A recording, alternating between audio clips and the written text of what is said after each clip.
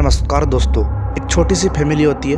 अशोक, मथुरा और उसका बेटा शैलू, ये तीन अपने परिवार के अंदर होते हैं। शैलू अभी ज़्यादा बड़ा नहीं था, 4-5 साल का था। पहली बार उसको स्कूल भेजा था तो उसकी माँ उसको पहले तो 15 दिन तक तो स्कूल खुद लेकर खुद आया जाया करती थी और कुछ दिन बाद उसको ऑटो लगा दिया गया।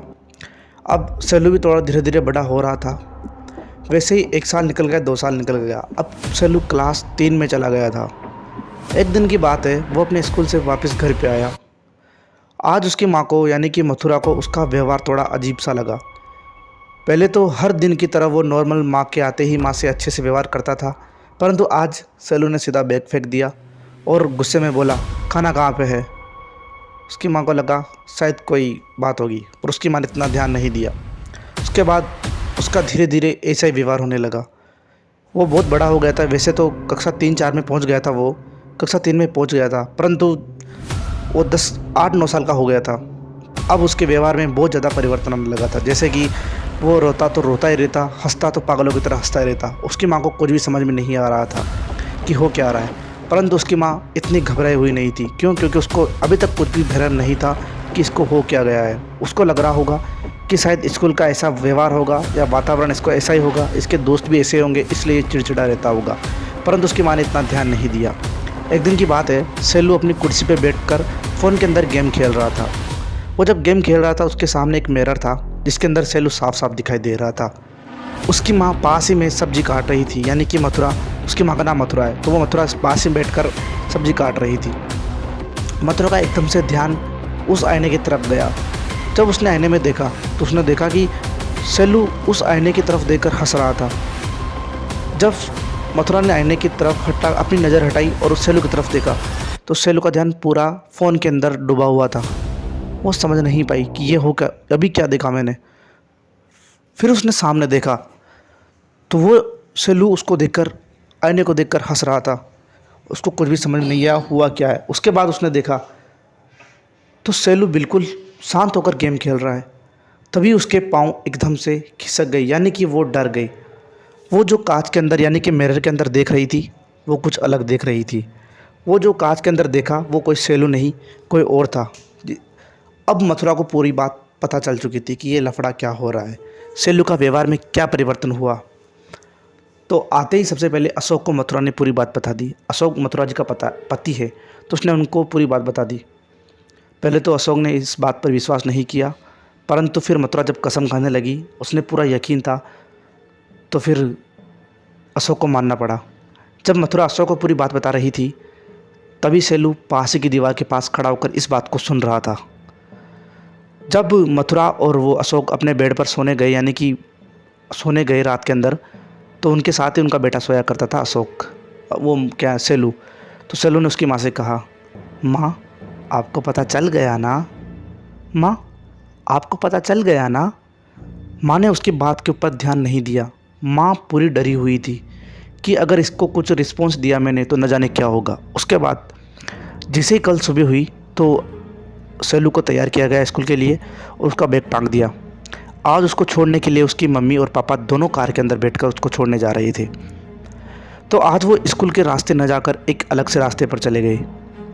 शैलू ने कहा, माँ आप मेरे को कहाँ लेकर जा रहे हो। तो उसकी माँ ने कहा, चुपचाप बैठा रहे, चल हमारे साथ। तो वो एक ऐसी जगह पर ले गए जहाँ पर सिर्फ पेड़ ही पेड़ थे और एक छोटी सी एक कुटिया थी। वहाँ पर जैसे वो अंदर पहुँचे तो पहले तांत्रिक ने आंखें बंद कर रखी थी। आंखें बंद करते नहीं कहा, क्या हुआ अशोक, आज कैसे आना हुआ। अशोक एकदम से चौंक गया कि इसको मेरा नाम कैसे पता है, परंतु वो जिस मामले के लिए आया था उसके ऊपर उसका पूरा ध्यान था। तो अशोक ने पूरी बात बताई तांत्रिक को। तांत्रिक ने कहा, इस बच्चे को मेरे सामने बैठाओ और मैं तुमसे पहले ही बता दूं कि आप बिना आवाज़ किए चुपचाप रहना। 5 मिनट के बाद मैं आपको बताऊंगा कि क्या हुआ है। तो उसने उस बच्चे के हाथ को अपने हाथ में रखा और कुछ ध्यान लगाने लगा। 5 मिनट के बाद उसने कहा कि आपका बेटा जिंदा कैसे है, अभी तक मेरे को ये बात समझ में नहीं आ रही। तो अशोक ने कहा, आप ये क्या बात कर रहे हो, आप ये कैसे बोल रहे हो आप।